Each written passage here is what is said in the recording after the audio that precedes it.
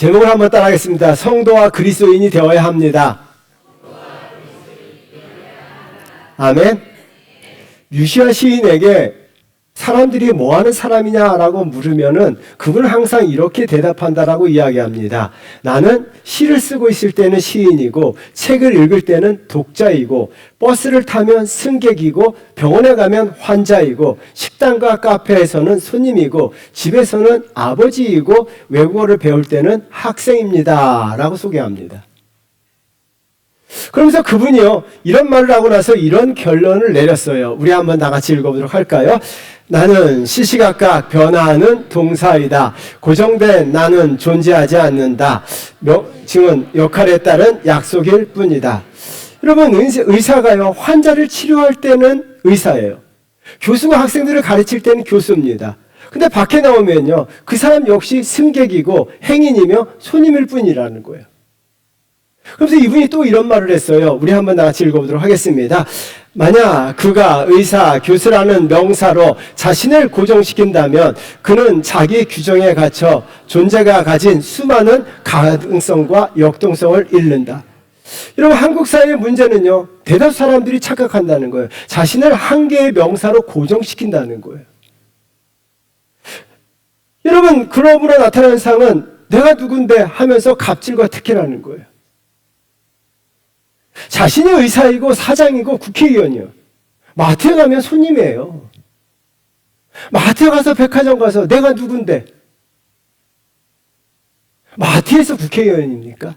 마트에서도 의사입니까? 아니라는 거예요. 마트에 가면 손님이에요. 여러분, 학부모로서 학교에 가시면 학부모예요.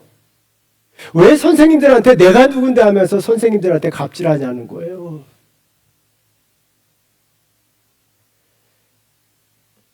한국 교회에서도 이런 현상들이 나타나요. 선거 때면 국회의원들이 교회 방문하면 국회의원이 오셨다라고. 국회에서 국회의원이지만 교회 오면 교인이고 성도예요. 여러분, 교회 오면 다 교인이고 성도입니다. 교회 와서 여러분 착각하지 마세요. 자신의 명사를 교회 와서 고정시켜서는 안 돼요. 국회의원, 의사, 연예인들, 사장님들이 교회 왔다고 해서 교회는 어떻게 바라봅니까? 한 사람의 교인으로 바라봐야 돼요. 한 사람의 성도로 바라봐야 돼요. 그리고 그렇게 불러야 돼요. 병원에서는 의사 맞아요. 교회에서는 의사가 아니에요. 직장에서는 사장이에요. 교회 와서는 사장이 아니에요. 교회 와서 의사라고 부른다, 선생님이라고 부르고 사장님이라고 부른다면 어떻게 되겠냐는 거예요. 명칭은요, 내가 그 역할을 할 때만 고정된 거예요. 내가 그 역할을 하지 않으면요, 그 명칭은 나에게 고정되지 않아요. 여러분, 신앙적 삶도 명사가 아니고 동사입니다. 내가 어떻게 신앙생활을 하느냐에 따라서 내 명칭이 달라집니다. 그냥 교회 다니면 뭐예요? 교회 다니는 사람을 뭐라 그럽니까? 교인이에요.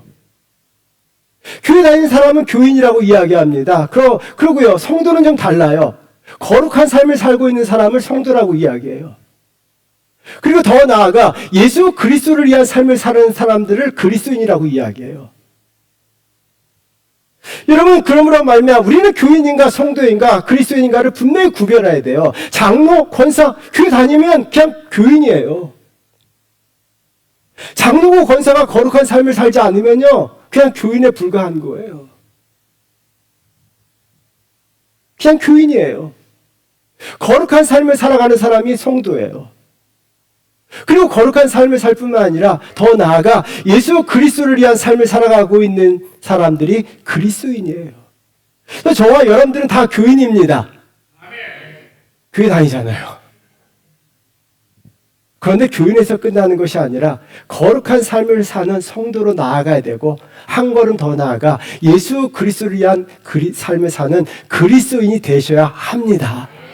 그래서 우리에게 주어지는 존칭은요, 우리 역할에 따라 세 가지예요. 교인, 성도, 그리스도인. 이 세 가지 명칭이 저와 여러분들에게 불리어지는 은혜가 있어야 될 줄 믿습니다. 그렇다면 우리가 성도와 그리스도인이 되기 위해서는 어떻게 될까요? 첫 번째는요, 어떤 상황에서도 거룩해야 합니다. 따라하겠습니다. 어떤 상황에서도 거룩해야 합니다.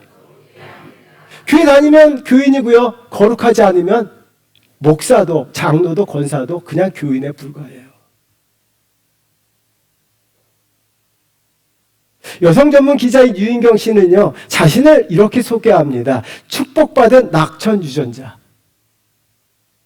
여러분, 식당에서 맛없는 음식을 먹게 되었을 때요, 형편없는 음식에 대해서 불평하기보다는 얼마나 다행이야. 맛없는 음식을 하게 했으니 다음부터 오지 않으면 되지. 감사한다는 거예요. 그리고 세상을 살다 보면 불쾌한 사람을 만난다는 거예요. 그때마다 이렇게 한다는 거예요. 저런 인간이 내 남편 아닌 게 얼마나 다행이야. 저도 가끔 무진장 이상한 사람 만나면 어휴, 저런 여자가 결혼하는 것이 얼마나 감사한지. 여러분 한번 써먹어 보세요. 마음이 아주 놓이더라고요. 불쾌할 필요가 없어요. 얼마나 감사합니까? 저런 여자와 내가 살지 않은 게 얼마나 감사하고, 저런 사람이 내 아들이 아닌 게 얼마나 감사하고, 저런 사람이 우리 교회 성도가 아닌 게 얼마나 감사한지요. 여러분, 이분은 어떤 상황 속에서도 내게 유리하고 긍정적인 만을 바라보면서 어떤 상황 속에서도 이렇게 이야기한다는 거예요. 그래도 다행이다. 따라해 볼까요? 그래도 다행이다. 그래도 다행이다.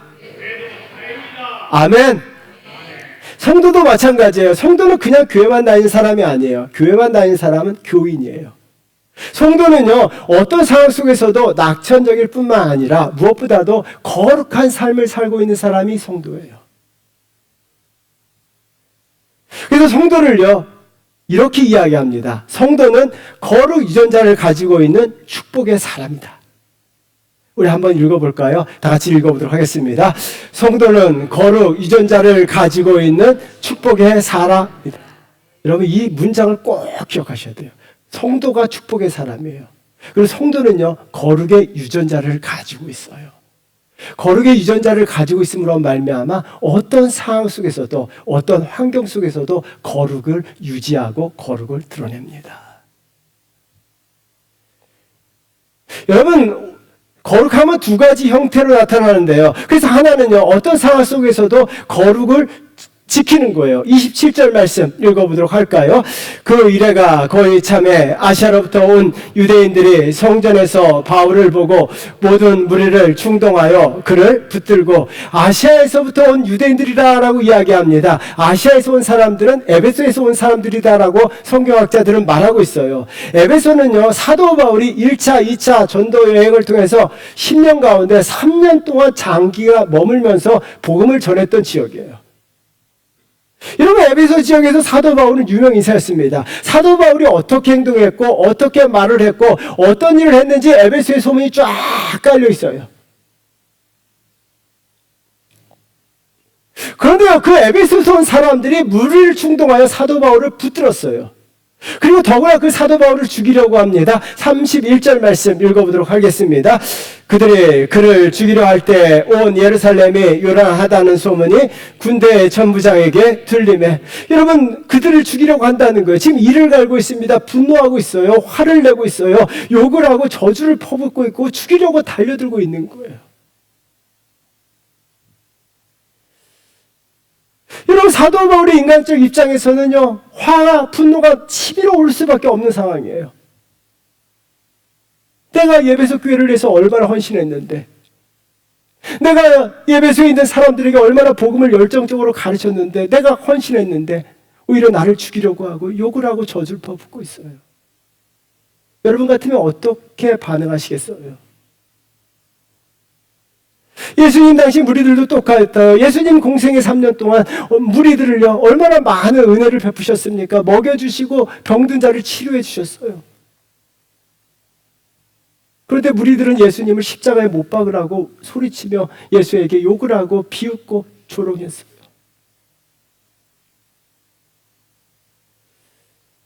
예수 그리스도께서도 배신감이 몸소리 칠 수밖에 없는 상황이에요. 인간이 배신감 느낄 때 이게 막 부들부들 떨잖아요. 부들부들 떨잖아요.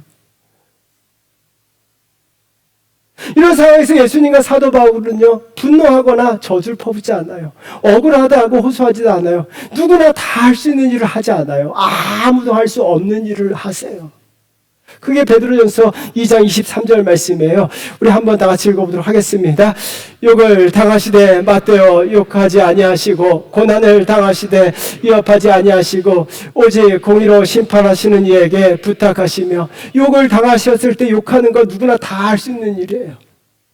근데 주님과 사도 바울은요, 누구나 다 하는 일을 하지 않아요. 아무나 할 수 없는 일을 합니다. 왜요? 예수님도 성도셨고 사도 바울도 성도였기 때문이에요. 성도들은 달라요. 모든 사람들이 하는 일을 하지 않아요. 아무나 할 수 없는 일들을 해요.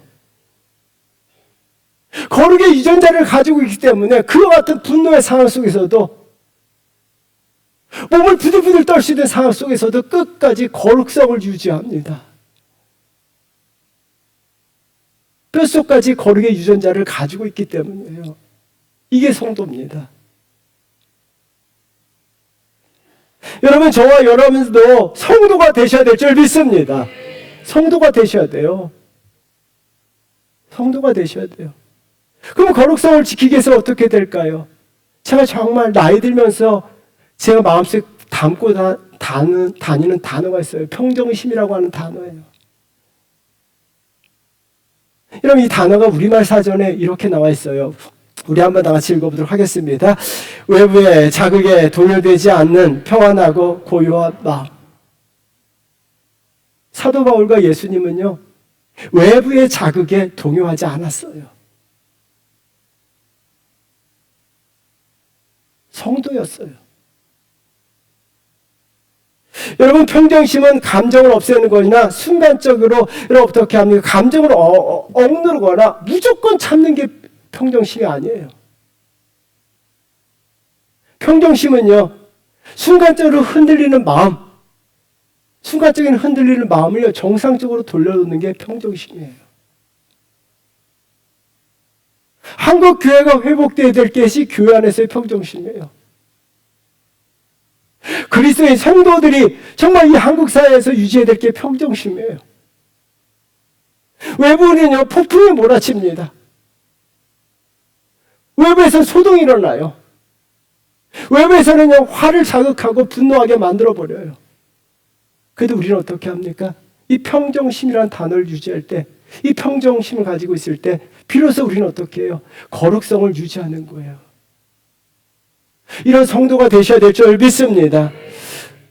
또한 다른 하나의 거룩성은요, 적극적으로 행하는 거예요. 여러분, 거룩하다는 것을 착각해서는 안 돼요. 유대인들은요, 거룩한 삶을 외적인 형식과 장수적 개념으로 이해했습니다. 여러분, 이것은 잘못된 거예요. 30절 말씀 읽어보도록 할까요? 온 성이 소동하여 백성이 달려와 모여 바울을 잡아 성전 밖으로 끌고 나가니 문들이 곧 닫히더라. 여러분, 30절의 메시지 성경은 이렇게 번역해놨습니다. 우리 한번 다 같이 읽어보도록 하겠습니다. 그가 다니는 거룩한 곳에 접근하지 못하도록 성전 문을 모두 잠겼다. 유대인들은요, 거룩한 곳, 성전에 있으면 거룩하다고 착각하는 거예요. 여러분, 교회 다니면 거룩하다고 생각하는 것과 같습니다. 교회 다니는 것과 거룩한 것은요, 다른 거예요. 교회 다니는 사람들이 왜 저래? 교인이기 때문에 가능한 거예요. 여러분, 목사도 교인에 불과할 수 있고요, 장로도 교인에 불과할 수 있어요. 교회 다니면 교인이에요. 근데 성도는 아니에요. 왜요? 목사가 왜 저래? 장로가 왜 저래? 권사가 왜 저래? 그들은 목사고 장로고 권사지만 교인에 불과하기 때문이에요. 그냥 교회만 다니는 거예요. 교회에서 직분을 맡은 거예요.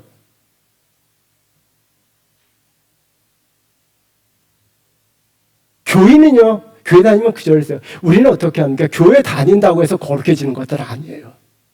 그래서 여러분, 교회를요, 10년, 20년, 30년 다니고 교회에서 직분을 맡아요. 그럼에도 불구하고 거룩하지 않은 사람들 너무 많아요. 교회 다니면 자동으로 거룩해지는 줄 착각하고 있기 때문이에요. 유대인들이 그랬어요. 성전에 가면 거룩해지는 줄 알았어요. 교회는 다녀요. 거룩해지지 않아요. 절대 거룩해지지 않아요. 그렇다고 교회 다니지 말라는 이야기는 아니에요. 다른 하나는요, 거룩함을 외적인 형식에 두었습니다. 사도 바울이 성전에 이방인을 데리고 들어왔기 때문에 거룩함을 훼손했다는 거예요. 28절 말씀 읽어보도록 할까요? 외치되 이스라엘 사람들아 도우라. 이 사람은 각처에서 우리 백성과 율법과 이곳을 비방하여 모든 사람을 가르치는 그자인데 또 헬라인을 데리고 성전에 들어가서 이 거룩한 곳을 더럽혔다 하니, 헬라인을 성전에 데리고 갔다고 해서 거룩성이 훼손됐다는 거예요. 거룩하지 않다는 거예요. 사도 바울은요, 성전에 헬라인 드라비모를요 데리고 들어가지 않았어요. 유대인들은요 외적인 형식을 지킴으로 말미암아 거룩해지는 줄 알았어요. 주일에 교회 가면 거룩해지는 줄 알고 있는 거예요. 아니라는 거예요. 그럼 거룩성은요 어떻게 될까요? 사도 바울이 디모데에게 말씀하신 거죠. 디모데전서 4장 5절 말씀 읽어보도록 하겠습니다. 하나님의 말씀과 기도로 거룩하여 짐이라. 여러분, 이 말씀 너무나 중요합니다. 우리를 거룩하게 하는 것은 하나님의 말씀과 기도인 줄 믿습니다. 하나님의 말씀과 기도가 나를 거룩하게 하는 줄 믿습니다. 그래서 목사가요, 장로가요, 기도하지 않으면요 거룩해지지 않아요. 그냥 교인이에요. 목사라고 거룩한 거 아니에요. 교회 30년 돼서 장로로 직분 받았다고 거룩해지는 거 아니에요. 예배 시간에 말씀이 들어오지 않으면요 거룩해지지 않아요. 하나님 말씀을 묵상하지 않으면 거룩해지지 않아요. 그 애를 그렇게 오래 다녔음에도 불구하고 그냥 교인의 삶을 살아가는 거예요. 이런 말씀이 있어야 돼요. 말씀이, 하나님 말씀이 선포될 때 그 말씀을요 내 안에 말씀을 아멘으로 받으셔야 합니다. 아멘으로 받으셔야 합니다. 그 말씀이 내 안에 들어오게 될 때 비로소 거룩해지는 거예요. 그걸 기도하셔야 돼요. 기도 안 하면요 목사가 교인이에요.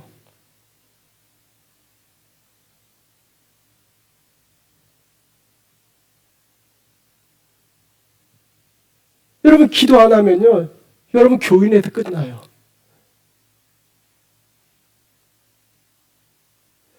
그래서 우리는요 내가 하나님과 만나는 거룩한 시간, 말씀을 묵상하고 말씀을 받아들여야 되고, 그리고 기도하는 삶을 사실 때 그때 거룩해지는 성도가 되는 거예요. 성도가 되셔야 합니다. 교회도 다니시면서, 교회 열심히 다니시면서 말씀과 기도의 삶이 우리가 있을 때 비로소 거룩한 성도로 나아가는 거예요. 여러분, 그렇다면 우리는 거룩한 삶을 왜 살아야 될까요? 중요한 말이 있어요. 이런 말이 있습니다. 우리 한번 다 같이 읽어보도록 하겠습니다. 보석상은 1000개의 유리구슬보다 1개의 다이아몬드를 더 소중히 여긴다. 여러분들도 마찬가지예요. 1000개의 유리구슬이 있는 것보다 1개의 다이아몬드를 더 소중히 여겨요.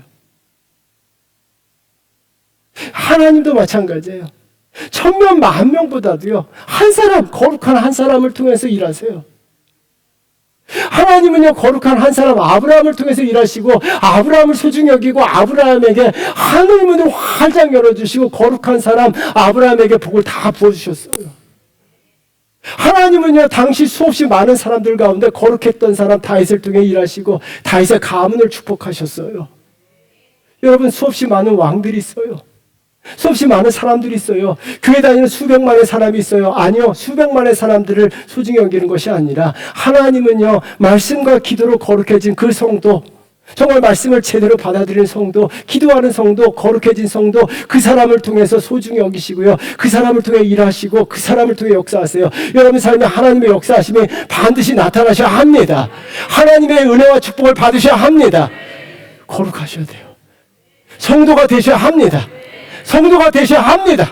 성도가 되셔야 돼요. 성도가 되지 않으면요 교인으로서는요 하나님의 은혜와 축복을 받지 못해요.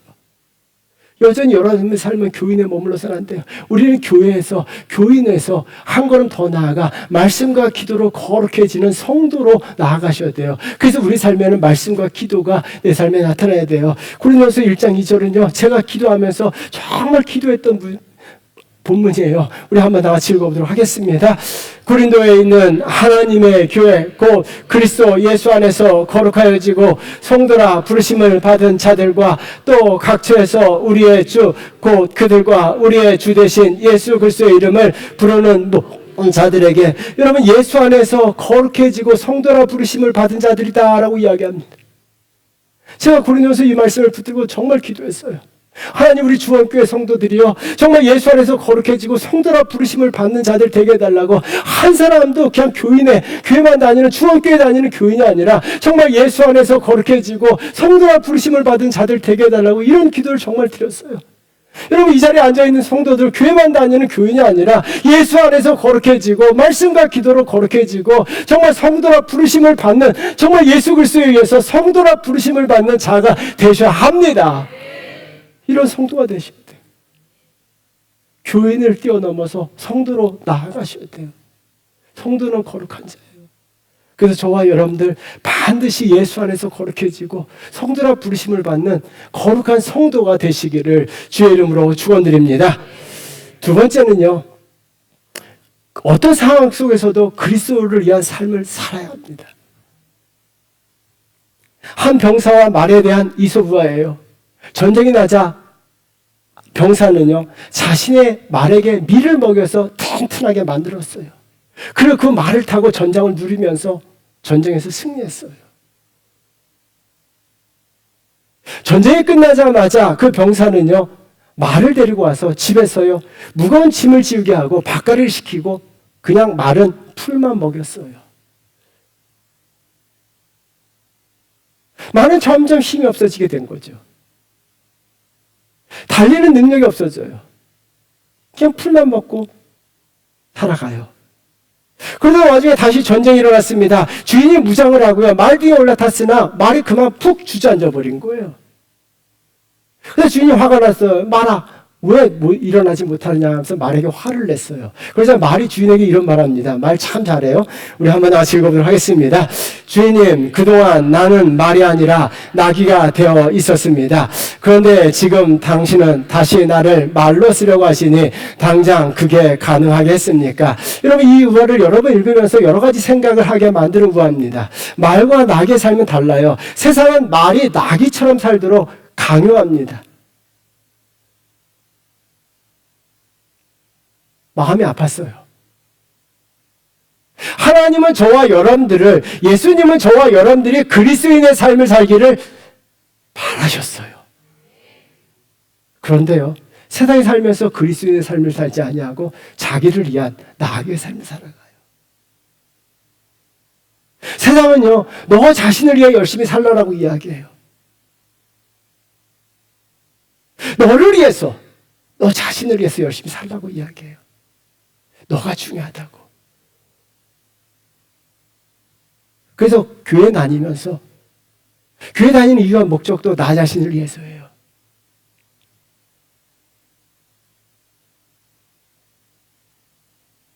근데 주님은요, 우리가 나 자신을 위해서가 아니라 그리스도를 위한 삶을 살기를 간절히 바라셔서 우리를 부르셨어요. 세상은 너 자신을 위해 살라고 강요해도요, 그리스도인은 끝까지 그리스도를 위한 삶을 살아가는 줄 믿습니다. 30절 말씀 한번 보세요. 읽어보도록 하겠습니다. 온 성이 소동하여 백성이 달려와 모여 바울을 잡아 성전 밖으로 끌고 나가니 문들이 곧 닫히더라. 온 성이 소동하였다라고 이야기합니다. 성이 소동할 때 사도 바울은 알고 있었던 거예요. 이 소동이 자기 자신 때문에 일어났다는 것을 알고 있었습니다. 사도 바울이 자기 자신을 위한 삶을 살았더라면 어떻겠을까요? 사도 바울은요, 소동이 일어나자마자 흔적도 없이 자취도 없이 삭수고를 했을 거예요. 자기 자신을 지키기 위해서. 근데 사도 바울은 어떻게 합니까? 순순히 붙들려요. 누구를 위해서? 예수 그리스도를 위해서요. 여러분, 35절 말씀도 우리 한번 나같이 읽어보도록 할까요? 읽겠습니다. 바울이 층대에 이를 때 무리의 폭행으로 말미암아 군사들에게 들려가니, 여러분, 군사들에게 들려가다라고 이야기합니다. 수동태예요. 여러분, 사도 바울은요, 초긍정적이고 능동적인 사람이었어요. 내게 능력 주시는 자에서 내가 모든 것을 할 수 있다 외치며 나아가는 멋진 사람이었어요. 사도 바울은요, 당당했던 사람이에요. 그런데 어떻게 합니까? 들려갔다는 거예요. 수동적인 삶이에요. 무기력하고 포기한 삶처럼 보여요. 그런데 아니라는 거예요. 사도 바울은요, 실상은 하나님께 맡긴 거예요. 로마에 가서 복음을 전하기 위해서입니다. 예수 그리스도를 전파하기 위해서, 예수 그리스도의 삶을 살기 위해서 자기 삶이 들려가도록 내버려 둔 거예요. 로마서 1장 10절 말씀 읽어보도록 하겠습니다. 다 같이 읽겠습니다. 어떻게 하든지 이제 하나님의 뜻 안에서 너희에게 나아갈 좋은 길 얻기를 구하노라. 15절이에요. 그러므로 나는 할 수 있는 대로 로마에 있는 너희에게 복음 전하기를 원하노라. 어떻게 해서든지 수단과 방법을 가리지 않냐고, 내가 폭행을 당하고 결박을 당하고 내가 들려가서라도 로마에 가겠다는 거예요. 그리스도를 위해서, 예수 그리스도의 복음을 전하기 위해서 나는 결박당해서 붙들려가도 상관없다는 거예요. 사도 바울은요, 자신을 위한 삶을 다 내려놓고 정말 마지막 순간까지, 정말 죽기까지 그리스도 한 분을 위한 삶을 살았다는 거예요. 도종환 시인이 예전에 어머니들이 시장에서 김장철에 배추 시래기를 주워다가 모아서 말려서 시래기국을 끓여주잖아요. 그것을 보면서 시래기라고 하는 글을 썼어요. 우리 한번 다 같이 읽어보도록 하겠습니다. 저것은 맨 처음 얻은 땅을 뚫고 나온 잎들이다. 가장 바깥에 서서 흙먼지 보글을 견디며 몸을 10배, 20배로 키운 것도 저들이다.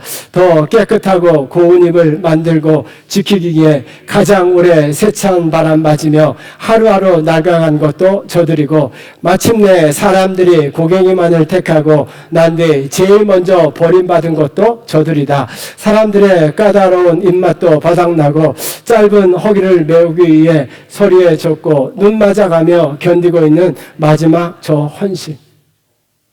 오늘 아침 공교롭게도 저희 아내가 시래기 된장국을 내려왔더라고요. 그 된장국을 먹는데 경건한 마음으로, 기도하는 마음으로 먹었어요. 함부로 먹을 수 없겠더라고요. 국물 하나 남김없이 다 먹었어요. 여러분, 앞으로 시래기국이 교회에서 나오면 경건한 마음으로 드셔야 합니다. 왜요? 시래기는요, 시래기는요, 마지막까지 정말 헌신하는 거예요. 사도 바울은요, 복음의 척박한 땅을 뚫고 나왔어요.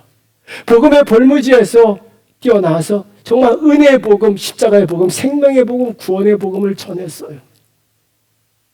그럼에도 불구하고 사람들에게 버림받았어요. 사람들에게 욕을 먹었어요. 비방당했어요.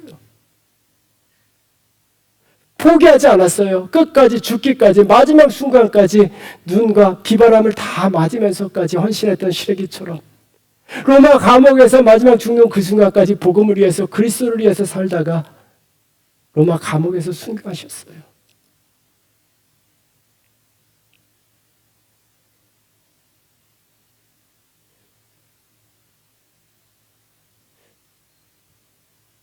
여러분, 시래기가 마지막까지 헌신했던 것처럼 우리 그리스도인들은 어떻게 합니까? 죽기까지 죽어가면서 그 마지막까지 그리스도를 위한 삶을 사시는 게 그리스도인이에요. 그러므로 그리스도인들의 삶에는요, 정말 그리스도인들의 삶에 나타나는 공통점이었어요. 정말 내가 교인들의 삶에는 없어요. 교인들의 삶에는 없지만 그리스도인들의 삶에 있는 게 있어요. 여러분들의 삶에 있어야 돼요. 교인들에게는 이것이 하나도 없어요. 근데 그리스도인들에게는 이 삶이 있어요. 갈라디아서 6장 17절 말씀이에요. 우리 한번 같이 읽어보도록 할까요? 이후로는 누구든지 나를 괴롭게 하지 말라. 내가 내 몸에 예수의 흔적을 지니고 있느라. 예수의 흔적을 지니고 있다라고 이야기합니다. 흔적은요, 단수형이 아니에요. 복수형이에요. 정말 예수로 인해서 당한 고통, 시험들, 상처들, 아픔들이에요. 근데 여기서 중요한 이유입니다. 사도 바울은요, 내가 예수 상처받았다라는 표현을 사용하지 않아요. 여러분, 참 중요한 표현이에요. 예수의 흔적을 지녔다라고 이야기합니다. 한국 교회 성도들은요, 단어 사용을 잘못하고 있어요. 교회에서 조금만 일하다가 시험 들면 상처받았다라고 이야기해요. 상처받았다라고 이야기해요. 상처받았어요. 목사님 상처받았다라고 이야기해요. 여러분, 틀린 말이에요. 잘못된 말이에요. 여러분, 그것이요, 사도 바울은요, 내가 정말 그리스도를 위해서 조롱받고요, 교회 일을 하다가 헌신하다가 정말 사람들이 욕을 먹고 비판당해요. 그래도 상처받았다고 얘기하지 않아요. 뭐라고 이야기합니까? 예수의 흔적을 지니고 있다라고 이야기해요. 여러분, 저와 여러분들도 마찬가지예요. 교회에서 열심히 헌신하다가요, 억울한 일 당할 수가 있어요. 정말 열심히 주를 위해서 헌신하는데요, 사람들이 안 알아줄 수도 있고요. 사람들이 오히려 이상한 쑥덕거림이 있을 수도 있어요. 그때 여러분들은 상처받았다라고 말해서는 안 돼요. 내 몸에 예수의 흔적이 생겼다라고 고백하셔야 합니다. 예수의 흔적이 생겼다고 고백하셔야 합니다. 예수의 흔적이 넘쳐나야 돼요. 예수의 흔적이 있어야 돼요. 정말 신앙생활 하는 동안 예수의 흔적이 있어야 돼요. 내가 주님을 위한 당한, 주님을 위해서 욕도 먹고 주님을 위해서 헌신하다가 정말 그 상처들이 있어야 돼요. 왜 이것이 중요할까요? 예수의 흔적이 왜 중요할까요? 이 그림을 한번 보세요. 대나무예요. 대나무. 대나무는요, 다른 나무에 없는 게 하나 있어요. 대나무는요, 속이 텅 비어 있어요. 근데 대나무는요, 조금 자랄 때마다 매듭이 생겨요. 그리고 또 조금 자라다가 또 매듭이 생겨요. 이 매듭은요, 대나무를요, 올곧게 자라게 해요. 바르게 자라게 해요. 그리고 어떻게 합니까? 큰 거목도 비바람에 쓰러지지만 대나무는 쓰러지지 않아요. 부러지지 않아요. 대나무는요, 더 단단해져요. 왜요? 매듭이 있기 때문이에요. 여러분, 예수의 흔적 있는 성도들은요, 신앙생활이 올곧게 해요. 그리스도를 위한 삶을 살아가는 그리스도인들은요, 신앙생활이 삐뚤어지지 않아요. 엉뚱한 짓 하지 않아요. 정말 예배 정말 잘 드려요. 그리스도인들은요, 정말 마음을 다해서 올곧게 예배 드리고요, 하나님을 바르게 섬기고요, 교회생활을 바르게 합니다. 올곧게 해요. 왜요? 예수의 흔적이요. 예수의 흔적이 신앙생활을 바르게 합니다. 여러분, 예수의 흔적이 있어야 돼요. 신앙생활 예쁘게 합니다. 바르게 합니다. 정말 올곧게 합니다. 신앙생활 정말 바르게 해요. 예수의 흔적 가진 분들은요, 올곧아요. 정말 신앙생활이 바라요. 근데 예수의 흔적이 없으면요, 교인들은 어떻게 합니까? 예배도 엉망으로 드려요.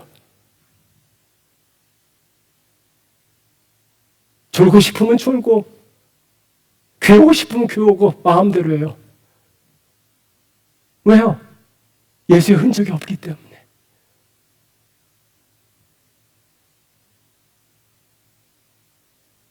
비바람이 불어도 폭풍이 불어도 부서지거나 무너지지 않아요. 어떤 역경이 와도 그리스도인들은요, 사도 바울 무너진 적 있습니까? 상처받았다고 아파한 적 있습니까? 힘들다고 어렵다고 눈물 흘린 적 있습니까? 없어요. 왜요? 사도 바울은 그리스도인이었어요. 그리스도를 위한 삶을 사서 예수의 흔적이 넘쳤기 때문에 사도 바울은요, 어떤 폭풍이 오고 외압이 오고 폭행이 오고 결박을 당하도요, 끝까지 예수 그리스도의 흔적으로 말미암아 믿음이 단단해지고 믿음이 흔들림이 없어요. 왜 믿음이 흔들리십니까? 왜 신앙이 흔들리고, 왜 조금 어려운 일 당할 때마다 이 믿음, 신앙이 흔들리냐는 거예요. 여러분, 우리는 교인이 아니라 교회 다니는 교인에서 정말 예수 그리스도를 위한 그리스도인이 되셔야 될 줄 믿습니다.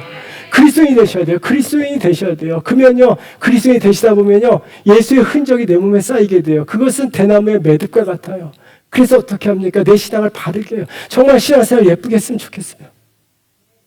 사랑하는 주원교회 성도 여러분, 신앙생활 바르게 했으면 좋겠어요. 신앙생활 바르게 하셔야 돼요. 신앙생활 똑바로 하셔야 돼요. 그리고요, 믿음 제발 흔들리지 마세요. 대나무는 단단해요. 폭풍 속에서 오히려 더 단단해져요. 시험과 역경이 오고 환란이 오면 믿음이 더 단단해져야죠.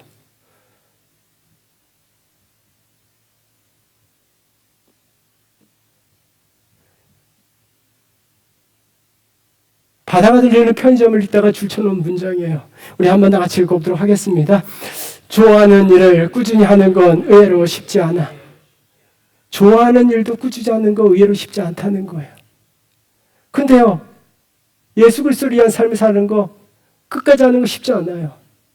목회자로서 정말 안타까운 거 뭔지 아세요? 한국교회 성도들 과거형 그리스도인들이 되게 많아요.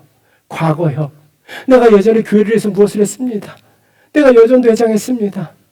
지금은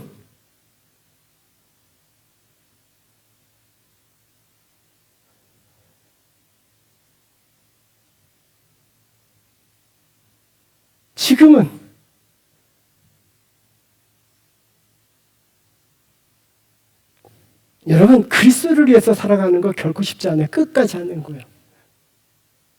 교회를 위해서 헌신하는 거 끝까지 하는 거 쉽지 않아요. 맡겨진 사명 감당하는 거 그냥 이름만 들고 있는 거 쉬워요. 장로, 권사 이름만 들고 교회 왔다 갔다 하는 거 쉬워요. 그러나 끝까지 믿음 지키고 신앙생활하며 바르게 신앙생활하는 거, 정말 바르게 신앙생활하는 거, 그리고 교회를 위해서 헌신하고 복음을 전하고 이런 거 끝까지 하는 거 결코 쉽지 않아요. 그리스도의 흔적이 넘치게 될 때 그리스도인들은요 끝까지 합니다. 예수의 흔적이 넘쳐나서 저와 여러분들 성도에서 더 나아가 그리스도인 되시기를 주의 이름으로 축원드립니다. 나라는 존재는 시시각각 변하는 동사라고 이야기합니다. 명칭은 역할에 대한 약속 명사일 뿐이에요. 여러분들이 교회 다니면 교인입니다. 그런데요, 하나님은 저와 여러분들이 교인에서 머물러 있기를 바라지 않으세요. 거룩한 삶을 사셔야 돼요. 교회 30년 다닌 교인보다 교회 한 달 다닌 성도가 더 소중합니다. 하나님은 그 한 사람을 통해서 일하세요. 여러분 꼭 기억하셔야 돼요. 하나님은요, 거룩한 성도들을 통해서 일하시고 거룩한 성도들을 통해서 은혜를 베풀어 주세요. 그러면 내가 무엇이 돼야 돼요? 교인을 뛰어넘어 성도가 되셔야 돼요. 그리고 예수의 흔적이 넘치는 그리스도인으로 나아가셔야 돼요. 저와 여러분들 교인에서 성도, 그리스도인으로 나아가는 참된 성도 되셔야 될 줄 믿습니다. 따라하겠습니다. 나는 교인입니다. 손 좀 들어보세요. 오른손. 그리고 자기 가슴을 땅땅 때리면서 합니다. 알겠어요? 나는 교인입니다. 손 들어보세요. 나는 성도입니다. 손 들어보세요. 나는 그리스도인입니다. 세 가지. 교인, 성도, 그리스도인. 되세요? 되세요? 찬양하겠습니다.